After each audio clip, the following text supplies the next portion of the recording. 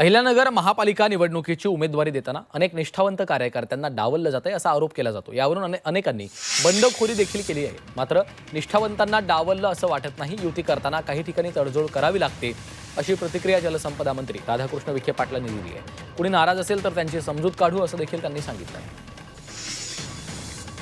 मला असं वाटत नाही, कारण काय की मगाशी प्रजापती साहेबांनी ते सांगितलं की युती करताना काही ठिकाणी जागा आपल्याला सोडावं लागतात, काही ठिकाणी आपल्याला तडजोड करावं लागते, परंतु बहुतांशी जुना नवा हा मुद्दाच राहिलेला नाही.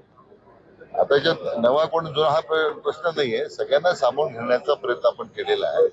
आता काही मंडळी नाराज असेल त्यांना मी स्वतः भेटणार आहे, त्यांची समजूत काढण्याचा प्रयत्न करेन आणि प्रदेशाध्यक्षांनी स्पष्ट सांगितलं की उद्याच्या राज्य पातळीवर सुद्धा वेगवेगळ्या ठिकाणी त्यांना आमचं संधी द्यायचा प्रयत्न राहील।